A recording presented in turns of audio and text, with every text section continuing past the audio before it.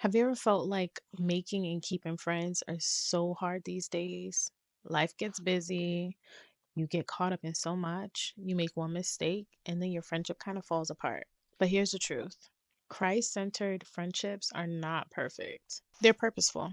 But stick with me because today I'm going to talk about how to build friendships, how to preserve your own space, and how to fix problems when you do have them in your friendships. As a bonus, we'll even touch on the ultimate example of forgiveness, which is Jesus himself. But before we begin, I want to say, hey, Trauma Free Tribe. I am your coach, Sia the Transparent Therapist, helping you to connect more so you can stress less. If you haven't already, hit that subscribe button, turn on your post notifications so you never miss a video like this. So let's jump into it. Dear future best friend, let me start by saying this. I am not perfect. And guess what? Neither are you. Real friendships aren't about perfection, they're about offering grace and staying connected through Christ. Friendships are one of the most beautiful gifts that Christ gives us, but it is also meant to be challenging. And these friendships is where we learn a little bit more about ourselves and the other person that we're connected with. Even Jesus experienced some ups and downs in his relationship. He got betrayed, he got thrown to the wayside, he was denied, but yet he still offered grace. Even in all of the misunderstandings, he still offered to be a friend to those and even us. That's the foundation in which I want my friendships to look like. So I want to tell y'all this. If you are looking for a friendship or in a friendship and you're not sure if it's what you meant to be in, let me give you some examples. One, if you're in a friendship, it's okay to have other friends. Let's be real, sometimes friendships feel really exclusive. You feel like it only has to be one person. You can't have any other bestie. But guess what? There's so many people on this earth who share the same values, who like the same things, and it's okay for us to connect with those people. Doesn't mean you like your friend any less. You don't have to compete for time and attention when you know that your friendships are one of value.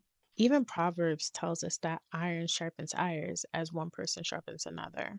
So sometimes we have to sharpen each other, and sometimes that sharpening can happen with different people. It doesn't have to be always that one person. Think about it. If you constantly have to dedicate yourself to one friendship, it might seem really exhausting because friendships look pretty different from romantic relationships, although they share the same construct. A Christ centered friend does not get jealous. They celebrate you, they celebrate the wins that you have with your other friends.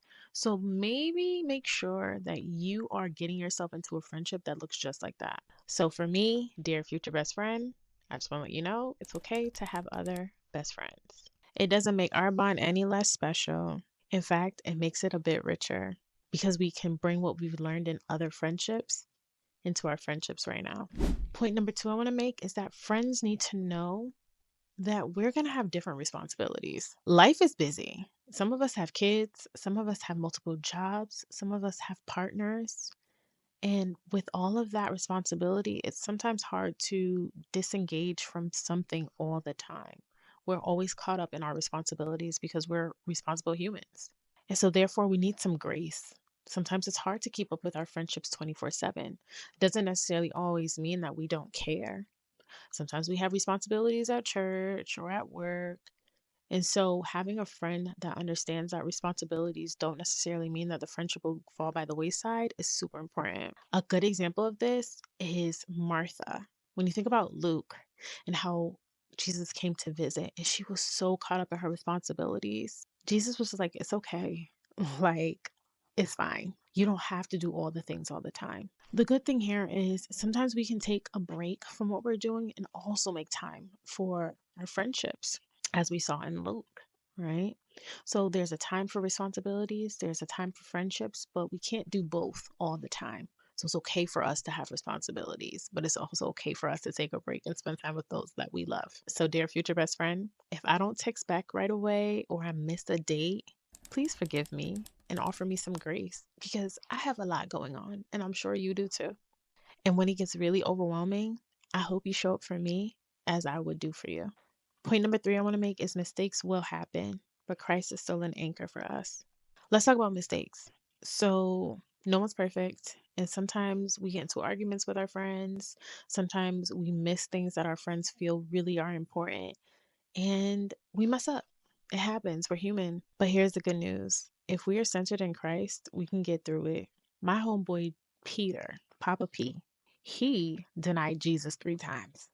And Jesus still offered him or just recognized him as being a friend. And you remember, Jesus had the 12 disciples, right? And so Peter was one of those boys that was up there. So of the 12, Jesus had in his crew, he had Peter, James, and John. And for someone to be like in your inner circle to deny you or just disregard you, it could hurt. But guess what? Jesus was just like, it's okay. I know you're going to do this, but it's okay. I'm desiring to have that same heart.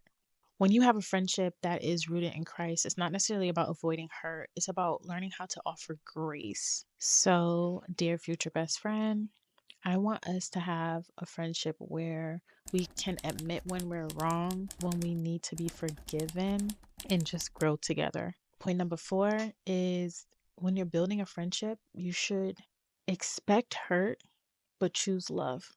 One of the hardest things about friendships is that people are going to hurt us. It's inevitable. But choosing love is probably the harder part of it.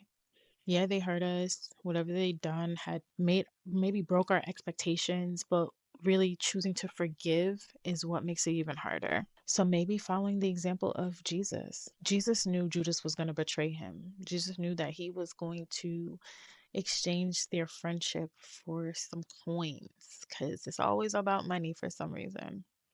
But even in that, Jesus still offered him grace. I mean, it didn't really end too well for him. Even though God knew that Judas was going to betray him, he still stuck around with him. He still offered that grace. Now, I'm not going to say this. I don't think you should be blind to people who are truly not for you. But I think being able to offer grace for those who you know just really had a bad mess up is okay. Don't be stupid. Just be wise. So, dear future best friend, I can't promise that I'm not going to hurt you.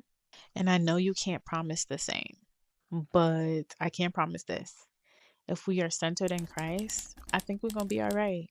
So, to my future best friend and your future best friend out there, I'm hoping that we can choose love. I'm hoping that we can celebrate each other, understand each other, be okay with the responsibilities that we might have in life, and work through some of the mistakes and forgiveness that we might encounter. And through all of that, still choose Christ in our friendship. Friendships are not perfect at all, but they're so worth it because they help us grow and they help us discover things about ourselves that we might not have discovered if we were doing it alone. As the Bible says, two are better than one, as they have good return on their labor. I'm hoping to find a friend that does the same as Christ intends for us to have in connection.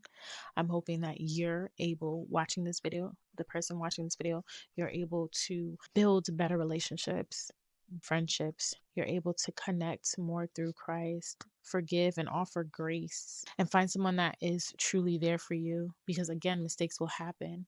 But most of all, know when that friendship no longer serves you and you can turn away. If you enjoyed this video, please give it a thumbs up, hit the subscribe button, the notification bell so you never miss a beat like this. If you have not already, I have a free resource in the description box for you to download where maybe if you're getting a little anxious about finding friendships, you can download this resource that is going to help you get rid of some of those negative beliefs and be more confident in finding and connecting with those you desire to connect with. All right. Walk good. Keep the vibes high. I'll see you in the next video and click the next video. Bye.